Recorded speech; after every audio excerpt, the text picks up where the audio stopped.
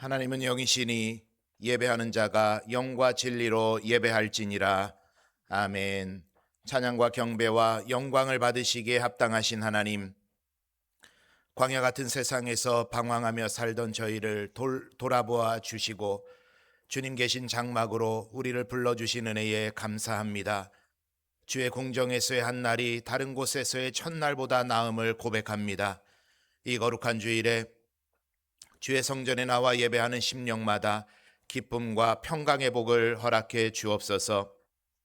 우리가 정직하고 순결한 마음으로 드리는 예배를 받으시고 우리에게 좋은 것으로 채우시되 성령의 충만함으로 채워 주옵소서.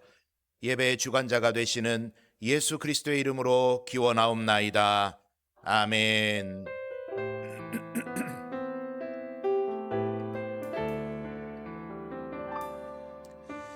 지금 이곳에 함께 모여서 예배를 드리며 나가네.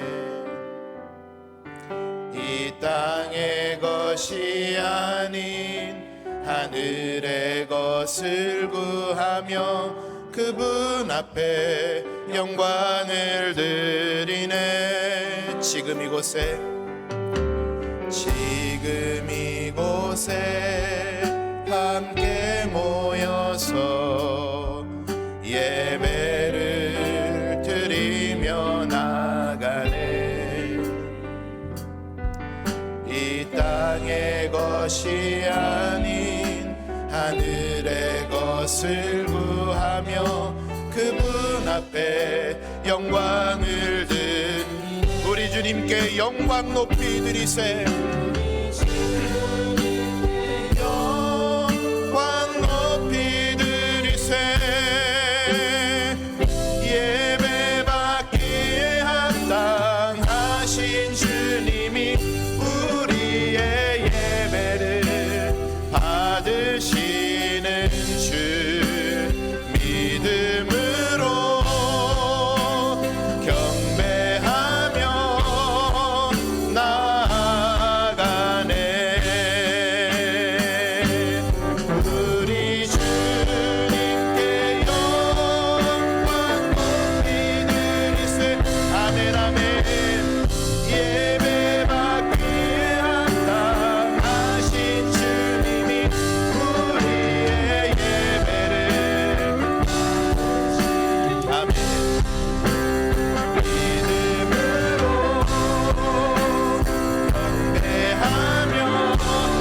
마지막으로 한 번 더 고백하며 나아갑니다. 우리 주님께 영광 드리세. 우리 주님께 영광 높이 드리세. 예배받기에 합당하신 주님이 우리의 예배를 받으시는 주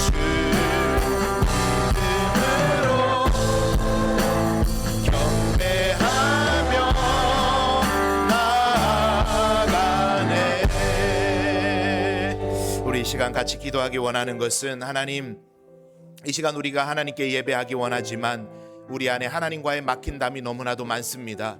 사람과의 막힌담이 너무나도 많습니다. 하나님, 우리의 모든 죄가를 용서하여 주시고 하나님께 예배하기에 합당한 심령으로 우리를 변화시켜 주옵소서. 이 시간 회개하며 기도하며 나아갑니다. 사랑이 많으신 하나님, 하나님을 예배하기 원합니다. 하나님을 전심으로 예배하기 원합니다. 그러나 우리 안에 너무나도 많은 하나님과 막힌담이 있고 사람과의 막힌담들이 있음을 고백하지 않을 수가 없습니다. 주님, 우리를 용서하여 주시고 십자가의 모혈 앞에 우리를 내어놓게 하시고 정케하여 주시고 우리를 새 사람 변화시켜 주옵소서. 이전 것은 지나갔으니 보라 새 것이 되었도다 말씀하시는 우리 하나님의 말씀에 의지하여 이 시간도 정결한 모습으로 주님 앞에 나아가게 도와주옵소서. 우리의 예배를 받아주시길 원합니다. 여호와께서 말씀하시되 오라 우리가 서로 변론하자. 너희의 죄가 주홍 같을지라도 눈과 같이 희어질 것이요 진홍같이 붉을지라도 양털같이 희게 되리라. 아멘.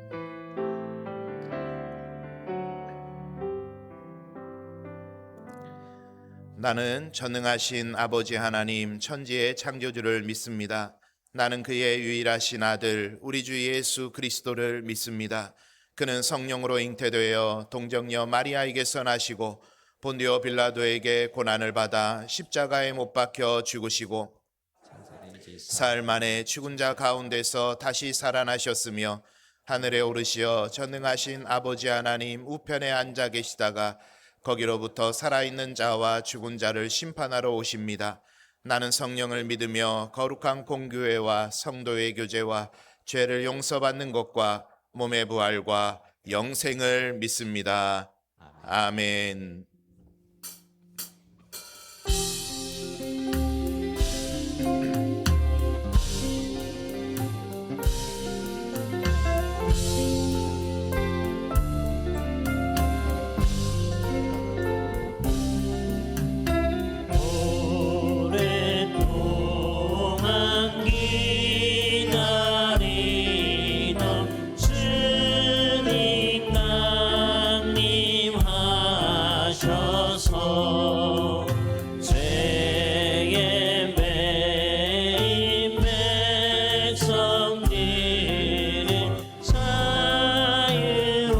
한 번 더 오랫동안 기다리던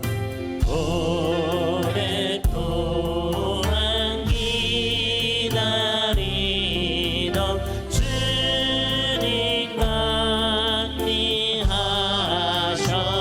강림하셔서 죄의 매인 백성들을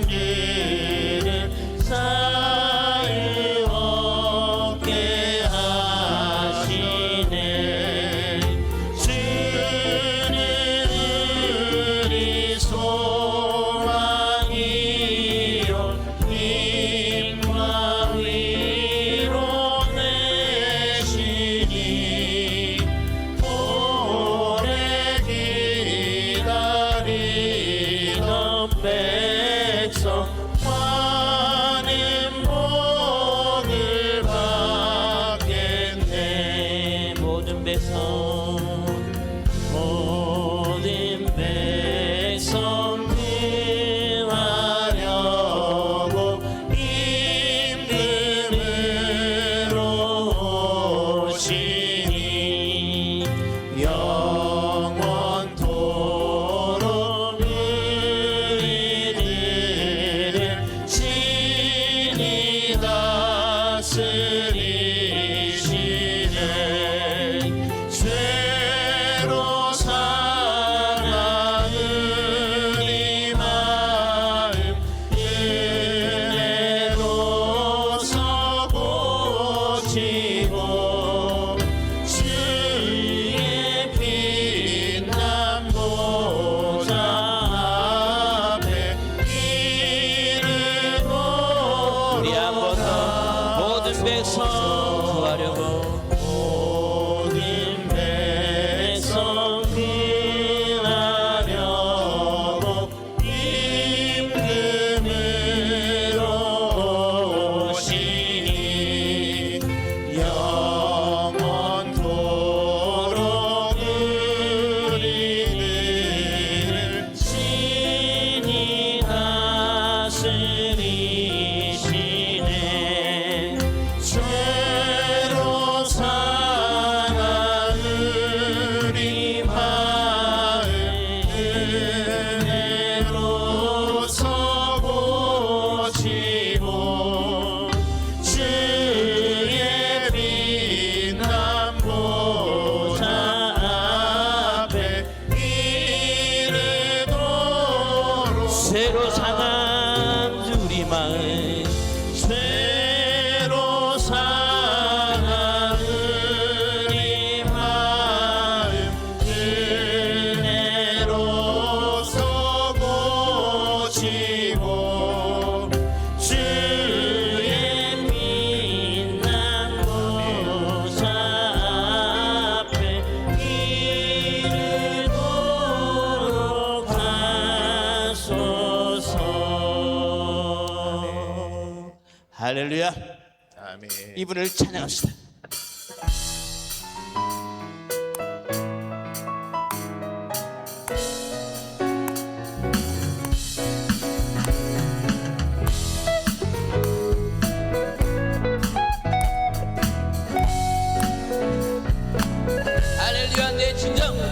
내 진정 사모하는 친구가 되시니 그주 예수님은 아름다워. 사랑 밑에 깜깜하여 빛나는 새벽별 주님 영원한 길 아주 없도다. 내 맘이 아플 적에 그리로 되시며 나 외로울 때 좋은 친구라. 주는 저산 밑에 백합 빛나는 새벽별 이 땅 위에 비길 것이 없도다. 내 몸에 모든 염려 이 세상 보라고 주님 항상 같이 하여 주시고 시험을 당할 때에 악마에게 그를 즉시 물리치사 나를 지키네. 아멘. 온 세상 날 버려도 주 예수 안 버려 하나까지 나를 돌아보시니 주는 저산 밑에 백합 빛나는 새벽별 이 땅 위에 비길 것이 내 영혼 먹이시는 내 영혼 먹이시는 그 은혜 누리고 나 친히 주를 뵙길 원하네. 주는 저산 밑에 백합 빛나는 새벽별 이 땅 위에 비길 것이 없도다. 내 맘이 아플 때 그 위로 되시며 나 외로울 때 좋은 친구라. 주는 저산 밑에 백합 빛나는 새벽별. 할렐루야. 우리 한 번 더 찬양합시다. 할렐루야.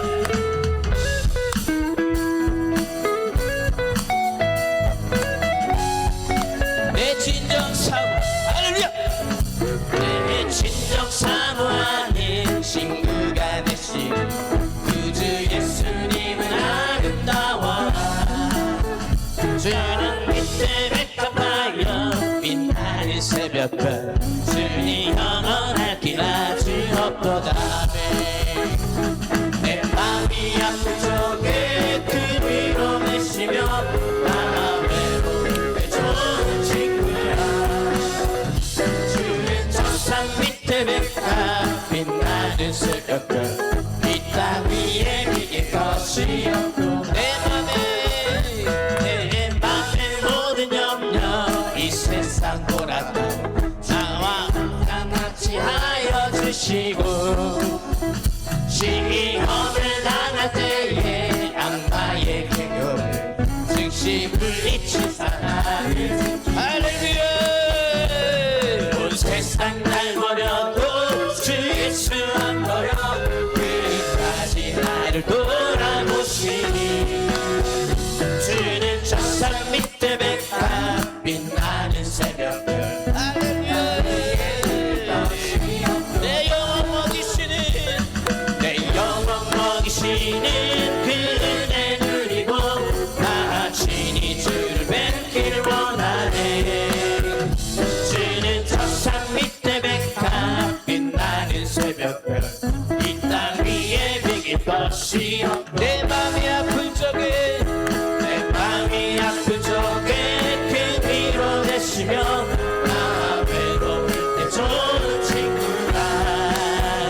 주는 저산 밑에 백합 빛나는 새벽별. 할렐루야. 그분이 좋으신 하나님이십니다. 할렐루야. 좋으신 하나님 좋으신 하나님 찬송이신 나의 그분이 우리의 하나님 좋으신 하나님 좋으신 하나님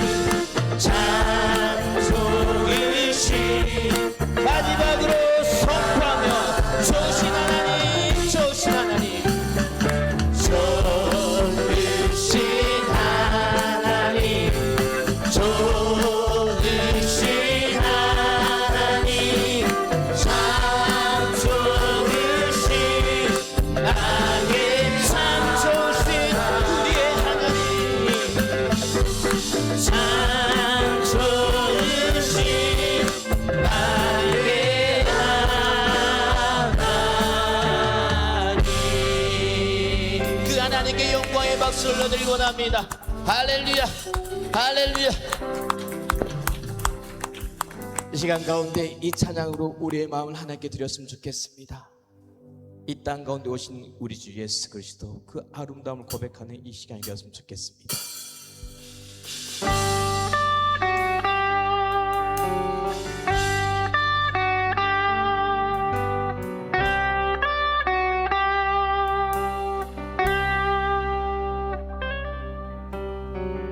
내 안에 주를 향한 이 노래 영원한 노래 있으니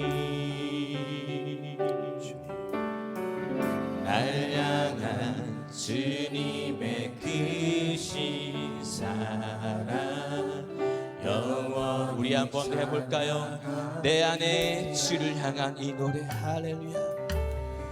내 안에 주를 향한 이 노래 영원한 노래 있으니 날 향한 주님의 크신 사랑 영원히 찬양하리라. 영원히 찬양하리라. 아름다우신 오 놀라우신 영원할 수 없는 사랑 오 위대하신 하나님의 사랑 영원히 찬양하리. 십자가 그 사랑 찬양하리. 십자가 그 사랑 찬양하리. 날 구원하신 그 사랑 내 삶을 들어 찬양하리라. 놀라운 주의 그 사랑 영원히 찬양하리라. 아름다우신 오 놀라우신 영원할 수 없는 사랑 오 위대하신 하나님의 사랑 영원히 찬양. 아름다우신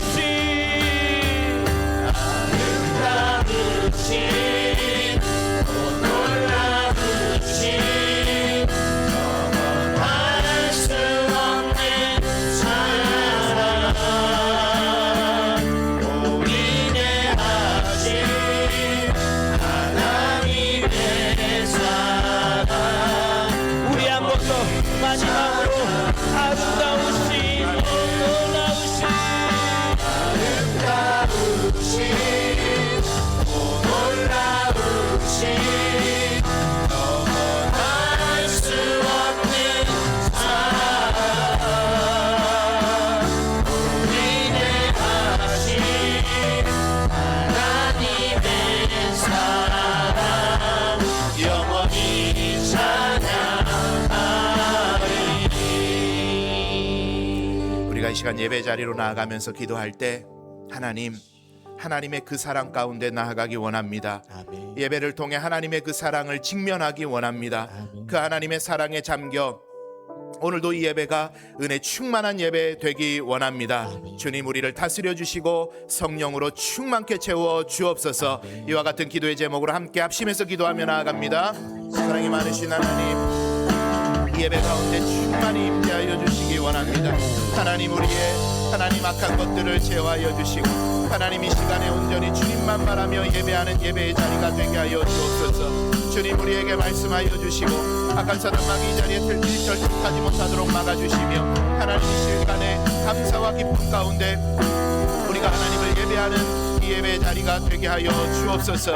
주님, 우리 예배를 기뻐 받아주시고 성도들이 드리는 찬양과 하나님 말씀을 통해 놀라운 하나님의 나라를 경험하는 이 시간 되게 하여 주옵소서.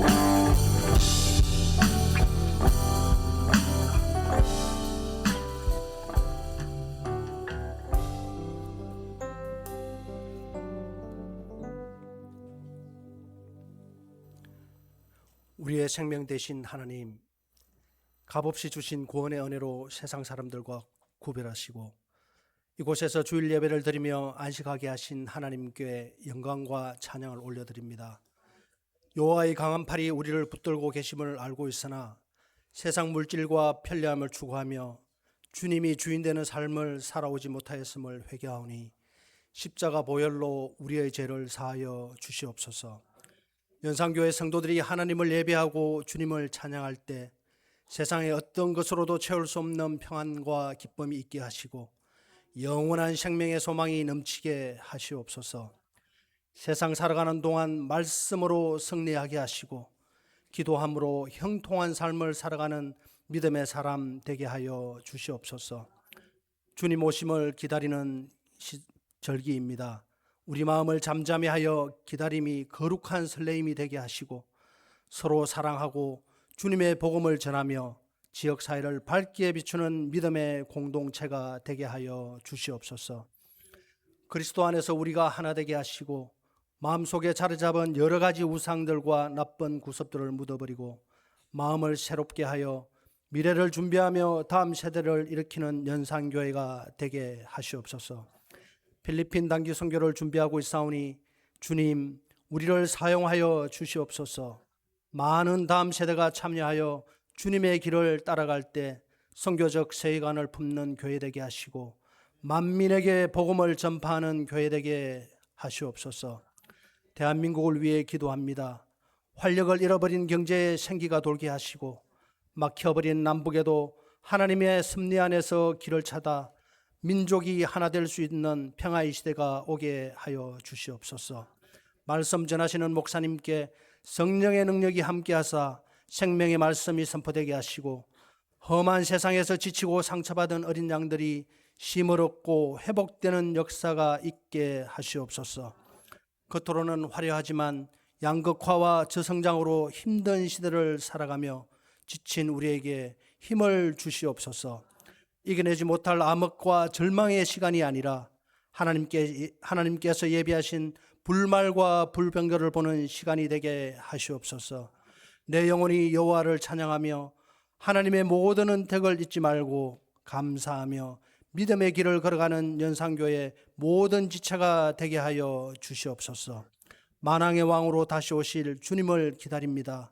우리에게 생명 주신 예수 그리스도 이름으로 기도합니다. 아멘.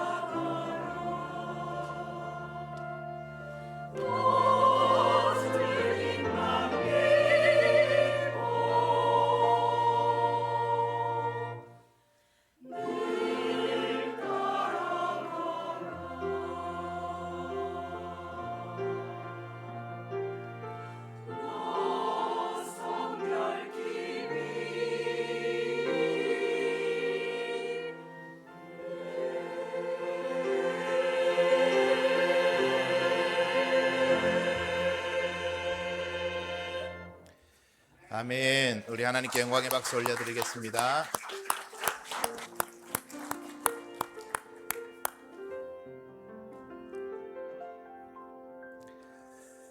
오늘도 주일 예배 자리 여러분 잘 오셨습니다. 우리 앞뒤 좌우에 계시는 분들과 반갑게 인사하겠습니다. 은혜와 평강이 있기 원합니다.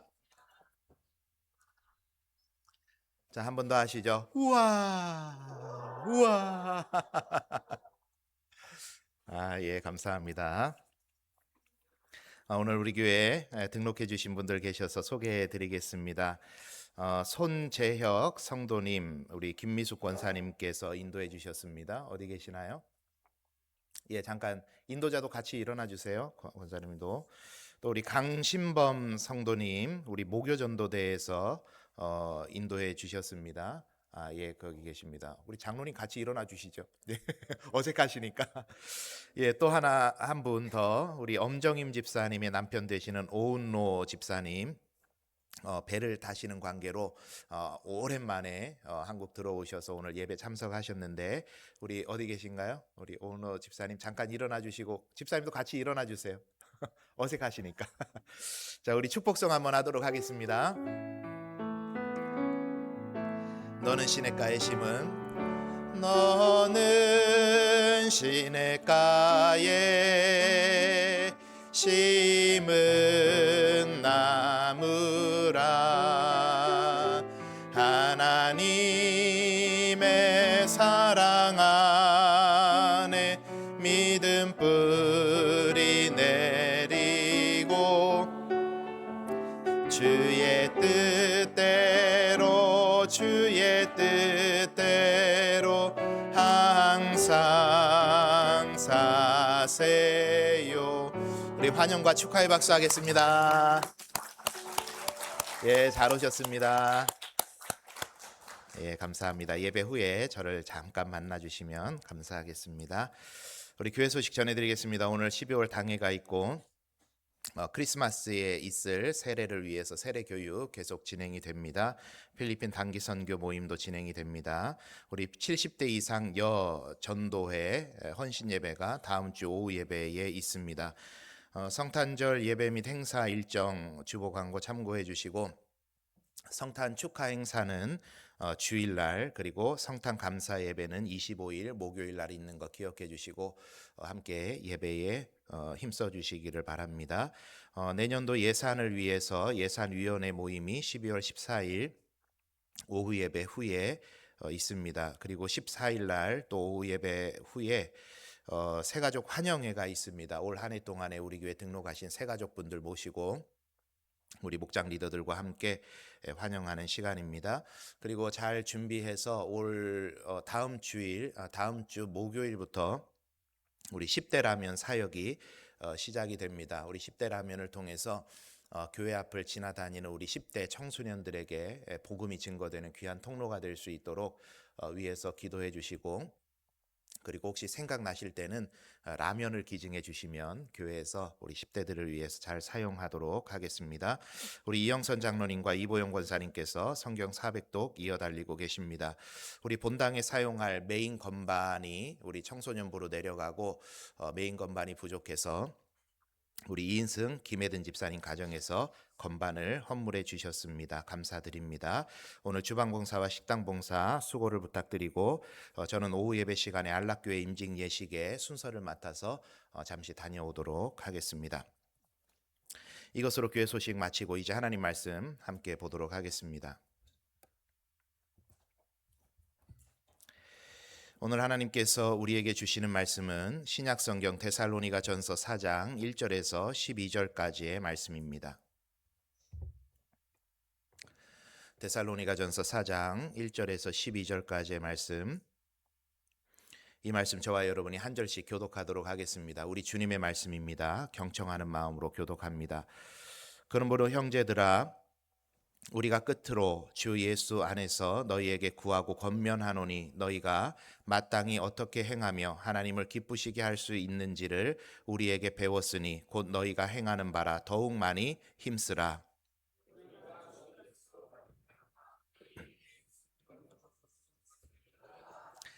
하나님의 뜻은 이것이니 너희의 거룩함이라 곧 음란을 버리고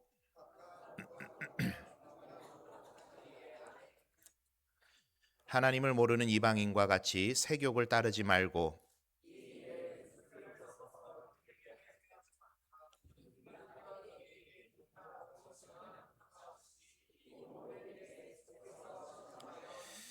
하나님이 우리를 부르심은 부정하게 하심이 아니요 거룩하게 하심이니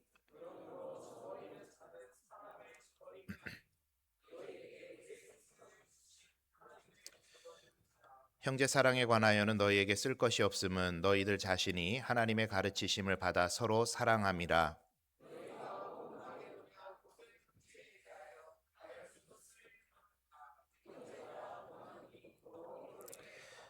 또 너희에게 명한 것 같이 조용히 자기 일을 하고 너희 손으로 일하기를 힘쓰라. 이는 외인에 대하여 단정히 행하고 또한 아무 궁핍함이 없게 하려 함이라. 아멘. 오늘 이 말씀을 근거로 하나님을 기쁘시게 하는 생활이라는 제목으로 하나님 말씀 함께 나누도록 하겠습니다. 최근에도 한번 말씀드렸던 북이스라엘을 다스렸던 여로보암이라는 왕이 있습니다. 다윗이 이스라엘이라는 통일 왕국을 이루었고 솔로몬이 죽은 이후에 이스라엘은 남유다와 북이스라엘로 나라가 두 쪽이 나게 되는데 이때 북이스라엘이라는 나라를 건국했던 왕이 여로보암이라는 왕입니다.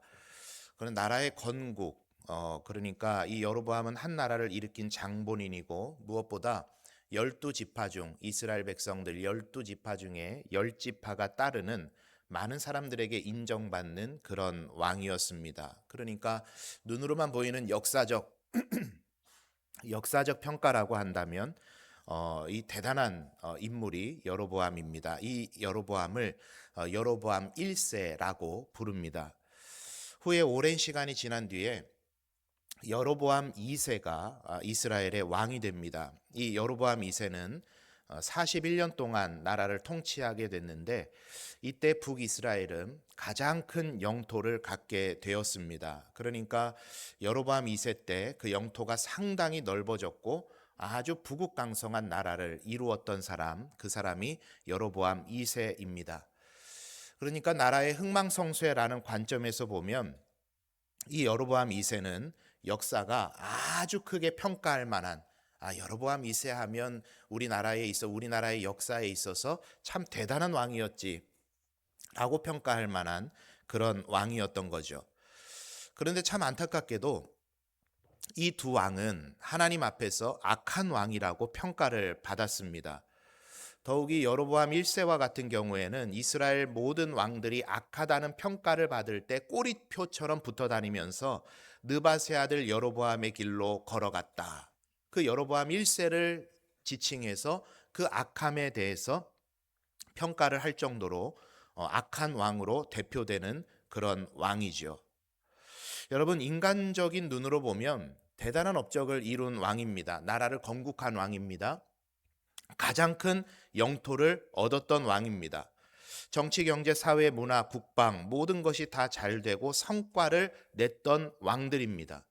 그러니까 우리의 눈으로만 바라본다면 그 사람들 너무 잘했다, 그 왕 너무 잘했다라고 평가할 수밖에 없는 왕임에도 불구하고 많은 사람들의 인기를 얻었고 많은 사람들이 따르던 그런 왕임에도 불구하고 왜 성경은 이 여로보암이라는 1세, 2세 왕에 대해서 악한 왕이라고 평가를 하고 있겠습니까? 그들의 삶이 하나님을 기쁘시게 하는 삶이 아니었기 때문입니다. 이거 하나가 중요했던 거죠. 하나님을 기쁘시게 하는 왕이 아니었기 때문입니다. 여러분, 지금 말씀드렸던 이 역사를 정리하고 있는 이 이야기를 통해서 우리는 그리스도인의 정체성을 발견하게 되죠. 세상의 사람들은 어쩌다 보니 태어났고 그저 열심히 살다가 죽으면 끝이다, 그렇게 우리에게 있는 인생을 해석합니다. 그러나 성경은 분명하게 우리의 인생을 이렇게 해석하고 있죠. 하나님께서 보내셨고 하나님의 뜻을 행하며 살다가 하나님께 돌아간다. 맞습니까? 하나님께서 보내시고 하나님의 뜻을 행하며 살다가 하나님께로 돌아간다. 즉 우리의 인생은 그저 살아가는 인생이 아니라 하나님을 기쁘시게 하는 삶을 살아가는 것이 인생을 바르게 복되게 살아가는 방법이라는 것을 하나님의 말씀은 우리들에게 가르쳐 주고 계시는 겁니다. 바라는 것은 우리 모두에게 이 시간 함께 예배하고 말씀을 듣고 있는 저와 여러분에게 이 눈이 열리기를 축복합니다. 눈이 열리기를 축복합니다. 이렇게 제가 비유를 해볼게요. 오늘도 여러분이 아마 자동차를 운전해서 성전에 오셨을 거예요. 운전을 열심히 해서. 우리가 보는 것은 그런 것이죠. 핸들과 그리고 계기판의 속도가 올라가는 것과 이제 자동차를 세우려면 뭘 밟아야 돼요? 브레이크를 밟아야 된다. 이 정도는 우리가 알고 운전을 합니다. 그러나 자동차에 대한 해박한 지식이 있는 사람은 운전할 때 조금 더 많은 것을 보더라고요. 계기판의 속도는 어떤 원리로 올라가며 브레이크를 잡을 때 어떤 부품들이 작동을 해서 차가 서는지, 오늘따라 핸들이 이상하게 무겁게 느껴지는데 아마 타이어의 공기압이 낮아진 걸 느끼는 거예요. 빵꾸가 났는가 보다, 못이 박혔는가 보다. 남들이 못 보는 걸 보죠. 왜냐? 자동차에 대한 들여다보는 안목이 있기 때문에 그래요. 우리의 인생도 마찬가지입니다. 그저 숨 쉬고 살아가는 게 아니라, 그저 눈을 떴으니 하루를 열심히 달려가는 게 아니라, 우리의 인생을 빚어 만드시고 살게 하시며 이끌어가고 계시는 그 하나님이 계시고 그분의 손길을 바라보고 살아가는 인생이 복된 인생을 사는 것인 줄 믿습니다. 그러니까 이제 그게 보이기 시작하면, 하나님이 내 인생에 간섭하고 계시는구나, 하나님이 내 인생을 붙잡고 계시는구나, 하나님이 내 인생을 이끌어가고 계시는구나, 이게 보이기를 시작하면 우리의 인생의 목적 한 가지가 선명하게 떠오르기를 시작하는 거예요. 어떤 목적이요? 하나님을 기쁘시게 하며 살아가야 되겠다. 그게 보이기 시작하죠. 우리가 대림절 둘째 주일을 맞았습니다. 오신 주님을 기억하면서 다시 오시겠다고 말씀하신 주님을 기다리는 절기입니다. 그래서 우리 주보에 보시면 이중적 기다림의 절기다 이렇게 표현을 했는데, 이것을 조금 더 세분화해서 삼중적 기다림의 절기라고도 표현합니다. 오신 예수님, 다시 오실 예수님, 그리고 오늘 우리의 삶에 임하여 주실 예수 그리스도, 그분을 기다리는 절기라 그래서 삼중적 기다림의 절기라고도 이야기를 합니다. 우리가 그 대림절을 지나고 있는데, 지난 주일도 우리가 말씀을 데살로니가 전서의 말씀을 살핀 것처럼 이 데살로니가 전서의 말씀은 세상의 종말은 어떤 것인지, 그리고 그리스도의 재림은 어떤 것인지, 그리고 무엇보다 그 재림을 기다리는 사람으로서 우리가 어떻게 살아야 되는지를 말해주고 있는 교과서와 같은 책입니다. 그래서 주석가들은 이렇게도 표현해요. 재림과 재림을 기다리는 사람들의 삶의 교과서다. 대림절을 지나고 있는 우리들에게 너무나도 합당한 말씀 아니겠습니까? 그래서 지난 시간에는 믿음의 본에 대해서 이야기를 드렸죠. 이렇게 기억되자. 세 가지 주제로 지난 주일에 말씀을 드렸습니다. 뭐라 그랬죠? 감사합니다. 한 2년 뒤에 또 설교하겠습니다. 제가 한번 따라합니다. 믿음의 역사, 사랑의 수고, 소망의 인내. 다 추려보면 뭐라 그랬죠? 믿음, 소망, 사랑. 이것으로 기억되던 사람들, 데살로니가 교회 교인들이었다. 그렇게 말씀을 드렸는데, 오늘은 거기에 조금 더 이어서 연결되는 말씀으로 하나님을 기쁘시게 하는 생활은 무엇일까에 대해서 함께 말씀을 통해 살펴보도록 하겠습니다. 우리 시작하면서 1절 말씀 다시 한번 읽어보도록 하겠습니다. 같이 봅니다. 시작. 그러므로 형제들아, 우리가 끝으로 주 예수 안에서 너희에게 구하고 권면하노니, 너희가 마땅히 어떻게 행하며 기쁘시게 할 수 있는지를 우리에게 배웠으니 곧 너희가 행하는 바라 더욱 많이 힘쓰라.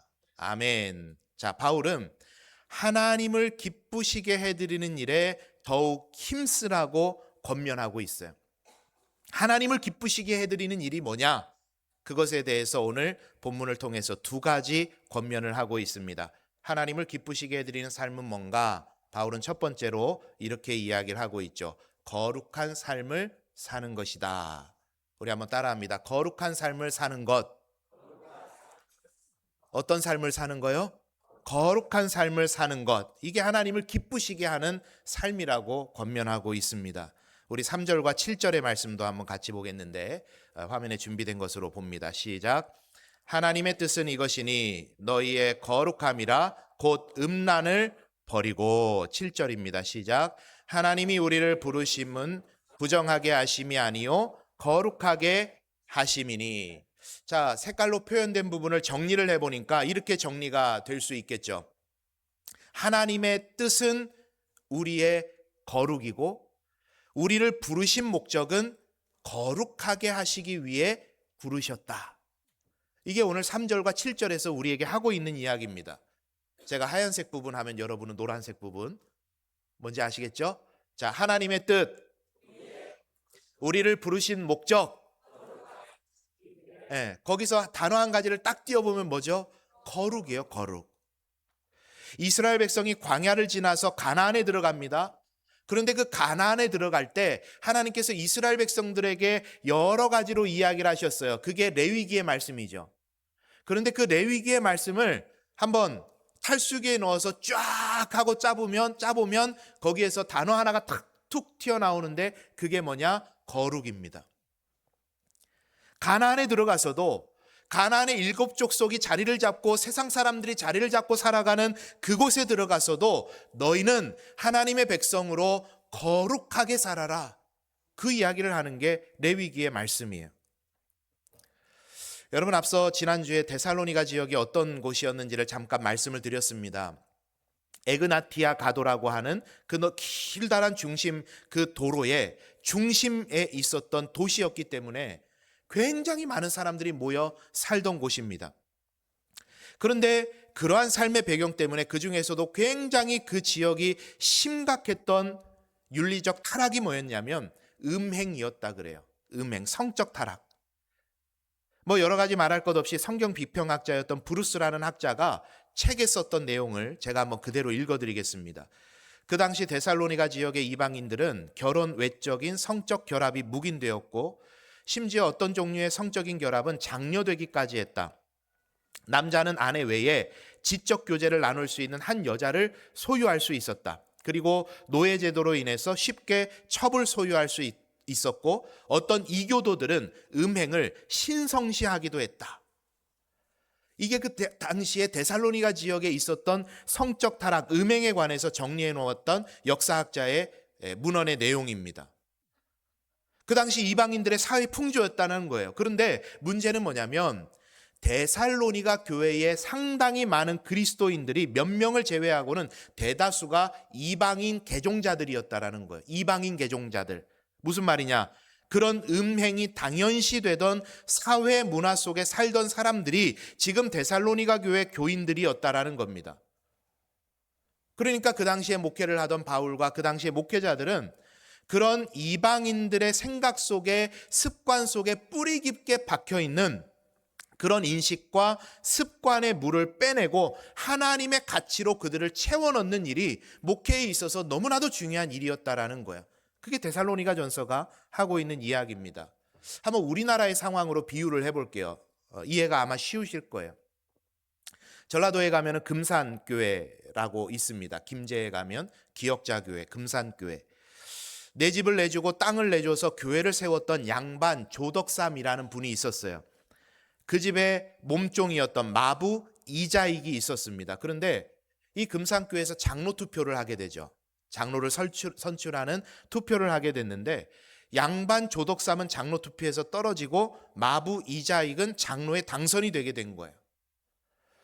그런데 이 일이 그 일을 지켜보고 있었던 테이트 선교사에게는 굉장히 심력 끼치는 일이었던 거죠. 걱정되는 일이었어요. 머리가 쭈뼛 서는 경우인 거예요. 왜냐? 서울에서 들었던 이야기가 있거든요. 서울에 있는 연동교회에서는요, 양반은 장로에서 떨어지고 천민이 당선이 되자 양반들이 더 이상 천민들과는 내가 예배드릴 수가 없다 하면서 양반들이 나가서 세웠던 교회가 묘동교회입니다. 교회가 두 쪽이 나버린 거예요. 또 곤단골 교회에서는요, 양반들이 양반의 자리를 따로 만들어 주십시오. 천민들하고는 같이 섞여서 예배할 수 없으니까 양반들의 자리를 따로 만들어 주십시오. 이런 요구를 하고 무어 선교사가 그걸 거절합니다. 그랬더니 양반들이 삐껴가지고 나가가지고 홍문사골 교회를 세우게 돼요. 교회가 두 쪽이 난 거예요. 이런 일들이 조선 땅에 비일비재했던 겁니다. 왜냐? 조선에는 반상의 제도가 엄격했거든요. 양반과 천민. 그래서 선교사님들이 이 땅에 조선 땅에 들어왔는데 가장 먼저 부딪힌 게 뭐냐면 바로 그런 인식들이었어요. 어떻게 양반과 상놈이, 천민들이 같이 할 수가 있냐. 그래서 이러한 일들을 깨는, 그 인식을 깨는데 선교사님들이 굉장히 많은 힘을 쏟아 부어야 됐던 겁니다. 그런데 참 은혜스럽죠. 이 금산교회에서는 이 조덕삼이 성도들을 향해서 이야기를 합니다. 이자익은 나보다 신앙이 더 좋습니다. 이자익이 장로가 되는 게 하나님의 뜻입니다. 그렇게 말했던 양반이었던 거예요. 여러분, 그러니까 데살로니가 교회도 마찬가지인 거예요. 그들의 관습과 문화, 좋은 것이라면 계승하고 발전시켜야 되겠지만 매우 타락하고 하나님을 슬프시게 하는 일이기 때문에 복음적으로 개혁해야 됐고 그들의 삶을 하나님께서 기뻐하시는 삶으로 만들어가기 위해 바울은 데살로니가 전서를 통해 그들을 교육하고 있었던 겁니다. 그래서 3절에서 7절 사이에 이런 내용들이 나오는데 간략하게 제가 설명을 드리겠습니다. 3절에 음행을 멀리하라 하면서 4절에 자기 아내를 거룩함과 존중함으로 대하라. 성적 타락이 가정에 들어오면 가정에 불화가 일어나고 가정이 깨지거든요. 그리고 여러분 성경에도 아마 각주가 달려 있을 텐데 이 아내라는 단어가 자기 몸이라는 단어로도 번역이 되는데 자기 몸을 아무렇게나 사용하지 말고 거룩함과 존중함으로 당신들의 몸을 사용해라. 그렇게 이야기를 하죠. 5절에 이방인들의 습관처럼 세욕에 빠지면 안 된다. 여러 가지로 권면하는 겁니다. 그러니까 여러분 그 모든 말씀들을 종합해서 엑기스를 말해본다고 한다면 즉 세상의 가치관, 그 시대를 살아가던 데살로니가 지역의 수많은 사람들이 그런 가치관을 가지고 있다고 해서 그것을 따르지 말고 하나님의 가치관을 따라 삶을 살아갈 것을 말하고 있는 게 데살로니가 전서의 말씀인 겁니다. 여러분 우리가 성경을 읽어보면 발견하실 수 있는 게 있죠. 성경의 주제는 딱 두 가지로 극명하게 나뉩니다. 성경의 주제는 딱 두 가지예요. 해야 될 것과 하지 말아야 될 것. 그죠? 에덴 동산에 아담과 하와를 두셨을 때 하나님 말씀하십니다. 해야 될 것과 하지 말아야 될 것. 십계명을 이야기할 때 분명히 말씀하십니다. 2개의 해야 될 것과 8개의 하지 말아야 될 것. 유대인들이 하나님의 토라, 이 말씀을 근거로 해서 탈무드를 만들게 되는데 그 탈무드에서 하나님 주신 율법, 말씀을 근거로 해서 한번 해야 될 것과 하지 말아야 될 것을 나눠봤더니 613개가 나옵니다. 해야 될 것 248개, 하지 말아야 될 것 365개. 이게 하나님의 말씀을 요약해보니 이렇게 나오더라는 거야. 해야 될 것과 하지 말아야 될 것. 즉 여러분 무슨 이야기냐? 하나님께서 그리스도인들에게 요구하시는 것은 세상 사람들 다 한다고 무작정 따라가지 말고 해야 될 것과 하지 말아야 될 것을 구분하고 사는 게 거룩함이다. 그 이야기를 우리에게 하시는 거죠. 그 구분은 어떻게 하죠? 하나님의 말씀을 기준으로. 여러분 예수님의 재림을 기다리면서 마지막 때를 살아가는 우리들이 하나님을 기쁘시게 해드리는 삶은 바로 거룩함을 선택하고 유지하는 것인 줄 믿습니다. 우리 한번 말씀을 기억하면서 이렇게 나 자신에게 고백했으면 좋겠어요. 거룩함을 선택하겠습니다. 자, 주먹 한번 불끈 쥐고 하세요. 거룩함을 선택하겠습니다. 할렐루야. 세상이 그렇다고 한다고 그런 줄 알지 마시고, 세상이 아니라고 한다고 아닌 줄 알지 마시고, 세상이 괜찮다고 한다고 괜찮은 줄 알지 마시고 하나님의 말씀에 끊임없이 비추어서 어떤가? 하나님의 말씀에 비추어 내가 취해야 되는 자세는 뭔가? 하나님의 말씀에 비추어 내가 가져야 될 마음의 자세는 뭔가? 세상의 가치관을 따르지 않고 하나님의 가치관을 따르는 삶, 그것이 거룩이고 그리스도인의 그러한 삶을 하나님께서 기뻐하신다고 오늘 말씀이 우리에게 일깨워주고 있습니다. 저와 여러분의 삶이 하나님을 기쁘시게 해드리는 그런 거룩한 삶, 구분된 삶, 세상을 따르는 삶이 아니라 하나님을 따라 나아가는 그런 복된 삶이 되시기를 간절히 축원합니다. 그게 하나님께서 우리에게 원하시는 것이라고 이야기하는 거죠. 바로 거룩입니다. 거룩. 그리고 하나님께서 기뻐하시는 삶을 위해서 거룩과 더불어서 바울이 권면하고 있는 게 한 가지가 있죠. 함께 12절의 말씀을 우리 같이 한번 읽어봅니다. 시작. 이는 외인에 대하여 단정히 행하고 또한 아무 궁핍함이 없게 하려 함이라. 아멘. 12절 말씀을 우리 세 번역으로도 한번 같이 읽어볼까요? 시작. 품위 있게 살아가야 하고 또 아무에게도 신세를 지는 일이 없도록 해야 할 것입니다. 자, 이 세 번역에서 조금 더 우리가 이해하기 쉽게 한번 풀어서 설명을 해주고 있는데, 품위 있게 살아가야 된다 이야기를 했죠. 품위 있게 살아가야 된대요. 여러분, 이 데살로니가 교회에 있었던 또 한 가지 문제가 있었습니다. 그게 뭐냐면 다른 사람들과의 관계가 막 깨지고 있는 거예요. 그 이유가 있었습니다. 예수님의 재림이 임박하다고 이야기를 하니까 예수님 언제 오실지 모른다고 그러셨잖아요. 그러니까 이 재림이 임박하다라는 사상이 그들 가운데 막 퍼지게 되니까 여러 가지 안 좋은 일들이 일어나게 되는데, 재림이 임박했다고 생각한 나머지 재산을 다 팔아서 막 흥청망청 쓰는 사람들이 생기는 거예요. 여러분, 이단 사이비들이 즐겨서 성도들을 유혹하는 게 뭔지 아십니까? 재림이 임박했다. 그러니까 당신들 재산 다 팔아서 14만 4천 명 안에 들어야 된다. 그러고 막 꼬시는 거죠. 이때도 그런 일들이 있었던 거예요. 자신의 재산을 다 팔아서 막 흥청망청 사는 거예요. 또 어떤 사람들은 그런 일들이 있는 거죠. 예수님 재림하시면 세상이 끝이잖아요. 그러니까 여러분 같으면 제일 먼저 뭐 하실 것 같으세요? 돈을 빌려가지고 안 갚는 거예요. 왜? 예수님 오시면 안 갚아도 되잖아요. 그러시면 안 됩니다, 여러분. 또 일하지 않고 게으르게 그냥저냥 막 사는 사람들이 생기는 거예요. 왜요? 예수님 오시면 뭐 온 세상이 다 끝이 나는데 뭐하러 열심히 일해? 마지막이 오더라도 사과나무를 심어야 되는데 그러질 않는 거예요. 게으르게. 그런데 그러한 그리스도인들의 삶을 세상에 있는 사람들이 보고 뭐라고 이야기를 했냐면, 이것이 기독교라면 우리는 그 도에 동참하지 않겠다라고 하는 세상의 평가가 내려지기를 시작했던 거죠. 지금과 여러분 비슷하지 않습니까? 당신이 믿는 기독교가 이런 것이라면 나는 믿지 않겠다. 반대로 당신이 믿는 기독교가 이런 것이라면 나도 믿겠다. 여러분, 참 중요한 메시지가 이 안에 있지 않습니까? 세상에 있는 사람들이 복음을 받아들이고 하나님을 향한 신앙을 갖게 되는 그 중요한 복음의 통로가 뭐냐면 당신들이 믿는 모습이 통로가 되더라는 거예요. 그래서 이러한 시대를 쭉 살아가고 있는 그리스도인들에게 바울이 데살로니가 교회 교인들에게 권면했던 게 뭐냐면, 야, 니네들 그렇게 살지 말고 품위 있게 좀 살아라. 그걸 권면했던 거예요. 이게 두 번째 권면입니다. 어떻게 살라고요? 품위 있게 살아라. 자, 옆에 분에게 한번 해보세요. 품위 있게 사세요.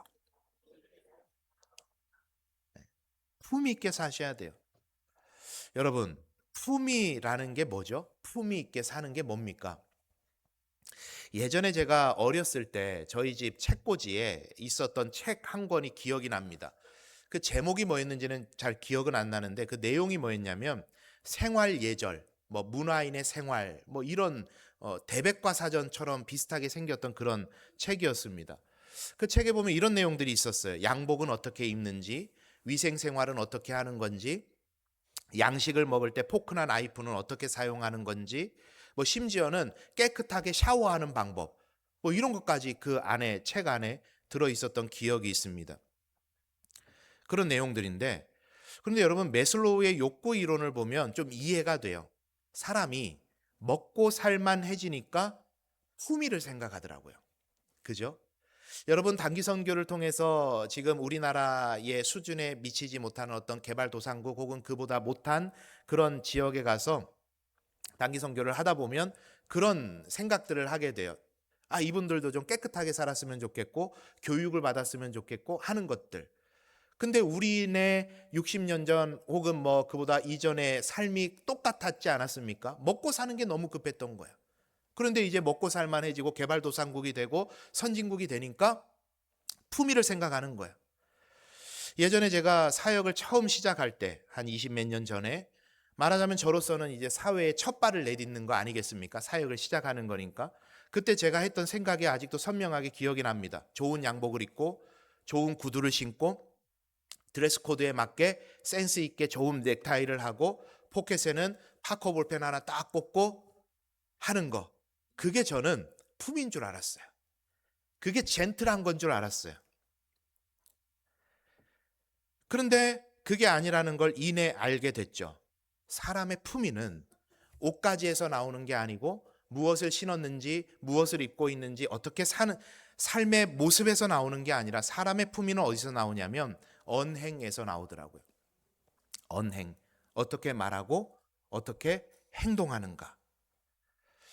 무례한 시대를 품위 있게 건너는 법이라는 책을 접하게 됐습니다. 거기서 저자가 이런 이야기를 해요. 책을 옮겨드립니다. 품이란 다른 이들과 기본적인 연대의식을 느끼는 것이며 우리 모두가 생을 공유하고 있음을 느끼는 것이다. 또한 삶에 대한 근본적인 문제의식은 크든 작든 모두 동일하게 중요하며 이를 일상의 모든 상황 속에서 당연하게 받아들이는 마음이라고 말할 수 있다. 이렇게 이야기를 합니다. 그런데 그 책의 그 내용을 보는데 제가 참 요즘 시대에 안타까워하면서 느끼는 거를 다 이야기를 하고 있더라고요. 여러분 SNS나 혹은 온라인에서 주고받는 언어들이 어떻다고 여러분은 느끼고 계십니까? 야, 사람이 어떻게 얼굴 맞대고 이야기한다면 저렇게 이야기할 수 있을까? 싶을 정도로 내 삶이 그 사람과 내 삶이 공유되는 게 아니라 그냥 각기 자기 할 말만 하는 거예요. 자기 할 말만.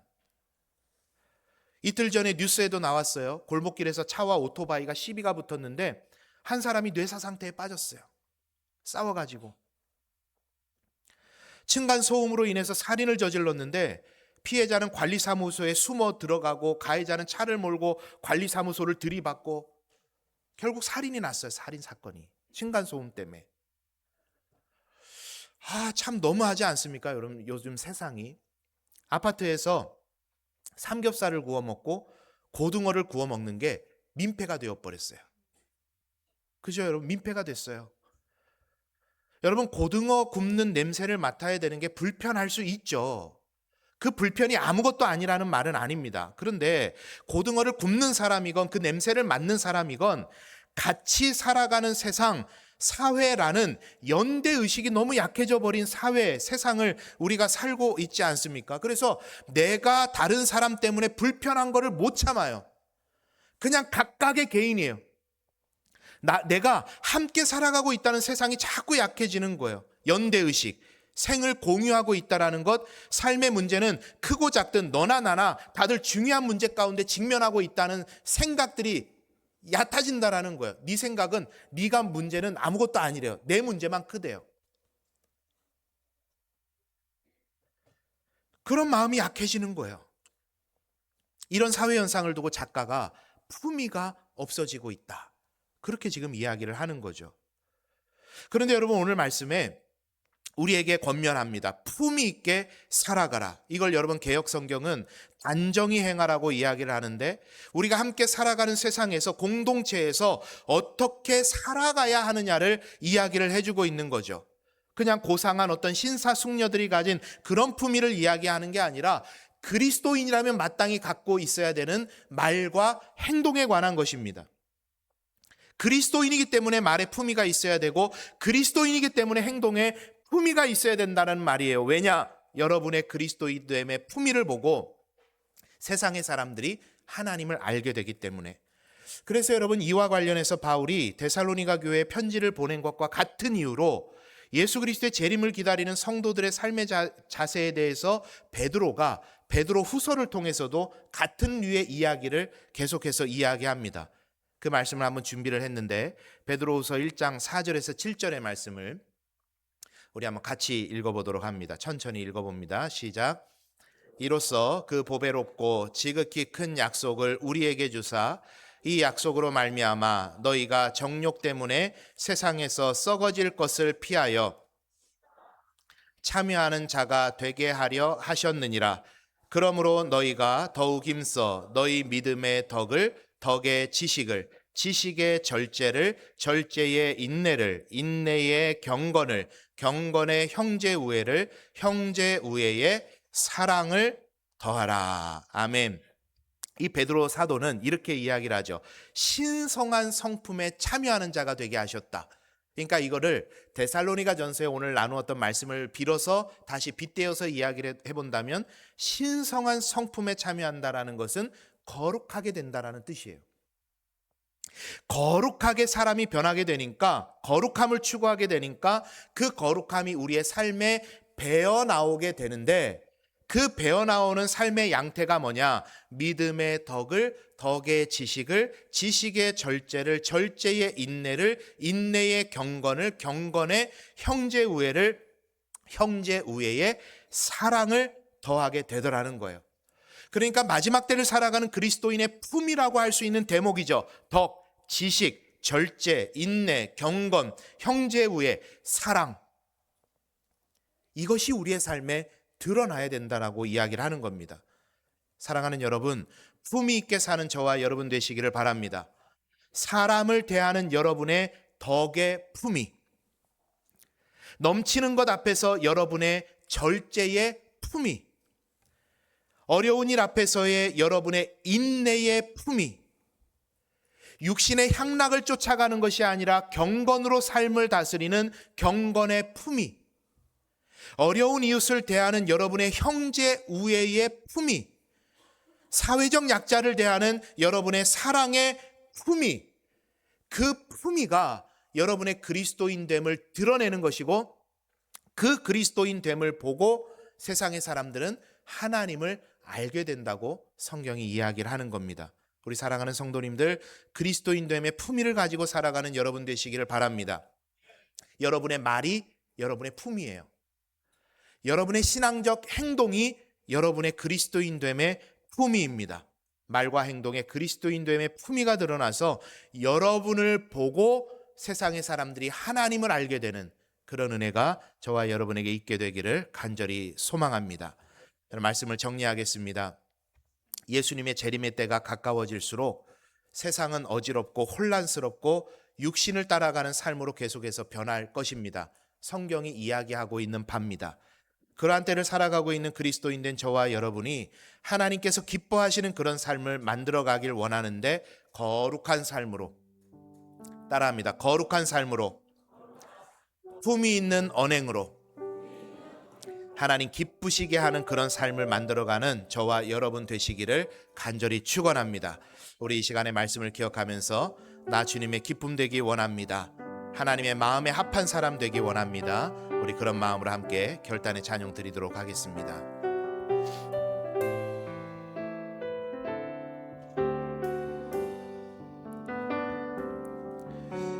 나 주님의 기쁨 되기 원하네. 내 마음을 새롭게 하소서. 새 부대가 되게 하여 주사. 주님의 빛 비추게 하소서. 내가 원하는 한 가지, 주님의 기쁨이 되는 것. 내가 원하는 한 가지, 주님의 기쁨이 되는 것. 한 번 더 고백합니다. 나 주님의 기쁨 되기, 나 주님의 기쁨 되기 원하네. 내 마음을 새롭게 하소서. 주님, 새 부대가 되기 원합니다.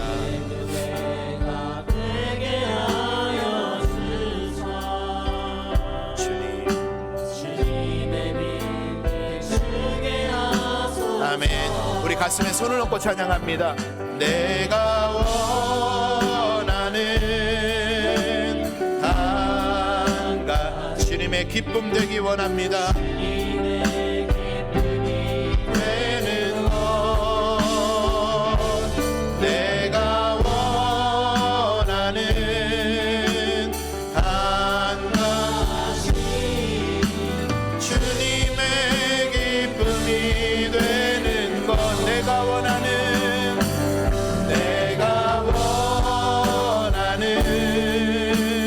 한 가지 주님의 기쁨이 되는 것 내가 원하는 한 가지 주님의 기쁨이 우리 마지막으로 한 번 더 고백합니다. 내가 원하는 한 가지 내가 원하는 주님의 기쁨 되기 원합니다. 아멘. 내가 원하는 한 가지 주님의 기쁨이 되는 것 우리 시간 같이 기도할 때 주님 하나님을 기쁘시게 하는 삶을 살게 해 주옵소서. 거룩함 가운데 구별되어 살게 하시고 품위 있는 그리스도인으로 말과 행실을 통해 하나님을 드러내 보이는 삶이 되게 우리를 인도하여 주옵소서. 이 시간 말씀 기억하면서 합심해서 기도하며 나아갑니다. 사랑이 많으신 하나님,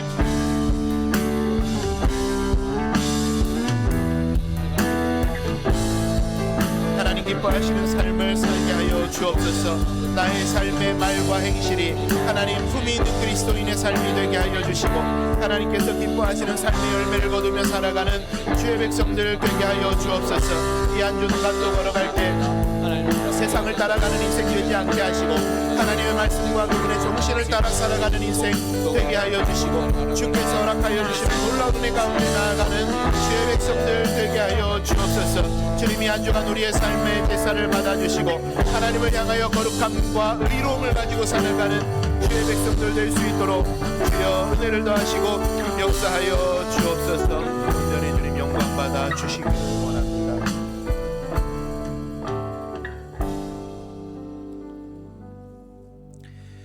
우리를 사랑하시되 죽기까지 사랑하신 하나님 아버지, 독생자 예수 그리스도를 기억하고 기다리는 대림절 둘째 주일에 주의 백성들을 주의 전으로 불러주시고 하나님을 바라보며 예배하게 하신 은혜에 감사를 드립니다. 오늘도 우리의 삶의 자리를 돌아보며 거룩한 하나님의 백성으로 그리고 품이 있는 그리스도인으로 살아가도록 말씀 주시고 결단하게 하심 또한 감사드립니다. 우리의 삶이 세상과 세상의 가치관을 따라가는 인생 되지 않게 해주시고 하나님과 하나님의 말씀 따라 살아가는 거룩함을 갖게 해 주옵소서. 우리의 말과 행동이 그리스도인의 품위를 갖게 하셔서 우리를 통해 세상의 모든 사람들이 하나님의 살아계심을 경험할 수 있도록 우리로 복음의 통로 되게 해 주옵소서. 날이 많이 추워졌습니다. 추운 날씨에 성도들의 건강 상치 않도록 보살펴 주시고 계절의 변화가 주는 기쁨을 누리게 하시며 무엇보다 이웃을 돌아보아 하나님 나라를 내 삶의 자리에서부터 만들어가는 복된 삶의 자리 되도록 복내려 주옵소서. 귀한 예물을 올려드립니다. 하나님께서 주신 것이기에 얼마를 떼어 신앙의 고백으로 올려드립니다. 이 예물을 받아주시고 합당한 것으로 적절한 것으로 성도들의 삶에 공급해 주옵소서. 나의 작은 헌신이 오병이어에 기적되는 은혜를 더하여 주옵소서. 지금은 주 예수 그리스도의 은혜와 하나님 아버지의 무한하신 사랑과 성령의 교통하심이 거룩함을 쫓아 그리스도인의 품위를 가지고 살아가기를 원하는 이 자리에 모인 모든 주의 백성들 머리 위에 이들의 가정과 일터 위에 영원토록 함께 하옵시기를 간절히 축원하옵나이다. 아멘.